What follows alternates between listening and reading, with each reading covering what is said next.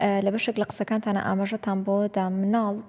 ئەوانەی کە بە تایبەتی خواردەمەند 5 ساڵن بە ئاسانی ناتوانن وەسفی ئازارەکەی خۆیان بکەن. دایک و باوک چۆن هەوڵ بدات کە ببێتە وەرگێڕێکی باش لە بینی مناڵەکە و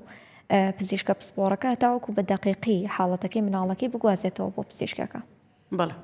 وەکو باسمان کرد خوارد تەمەن 5 ساڵ و بە تایبەتی ئەو منداڵانش کە کێشەی تریان هەیە، بۆ نمونە دەرەجەیەک لە شەلل دەماغی هەیە،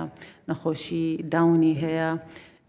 نەخۆشی ئۆتیزمیان هەیە، ئەوانە ئەو حاڵەتانە زەحمەتە تێگەیشتن بەڕاستی هەتە داک و بابەکەش بەس بە حکمی ئەوەی داک و بابی منداڵەکەی و خۆی لە ماڵێ لەگەڕیتی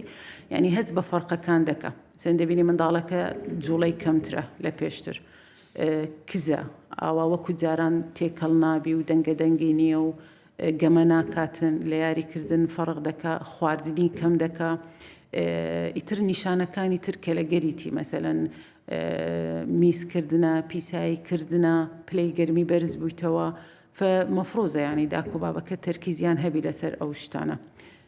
نقطەکی تر مهم هەیە ینی زۆر جار مەسەلەن لە بە مەسەلەی میسکردن، پیسایی کە دەپرسین لە داک و بابەکە معلوماتیان نییە، دەرێ خۆی گەورەبان دوای ئەوەی کە دایبی فرێدەدات و سەر و چەر ساڵ دێ خۆی دەچێتە توالێت، خۆی دێتەوە یان کە دەپرسی میسکردنی چۆنە، پیسایی چۆنە، دێ دکتۆرە من نازانم، گەورە بووە خۆی دەچی و دێتەوە. ینی منداڵ تا دوای ئەوەی دەچێتە قوتابخانەش کە بچووکترە پێویستە ینی داک و باب ئاگاداری بن کە دەچێتە توالێت، ئەگەر ینی دوای ئەوە سەرەکی لێ بداتن ئەگەر بە بەردەوامیش لە لای نەبێ تا تەئەکید ئەو منداڵە پیسایی کردیە نەیکردیە و چۆن کردیتی، ئازاری هەبووە ئازاری نەبووە، خوێنی لەگەڵ بۆ زۆر جار منداڵەکە نازانیتن بە تایبەتی مەسەلەن ئەوانەی توالێتی غەربی بەکاردێنن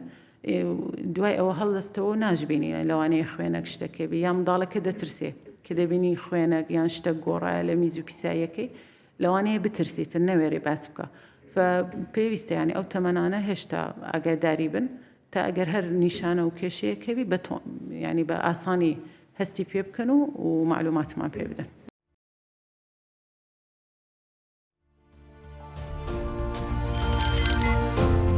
میهرەبانی،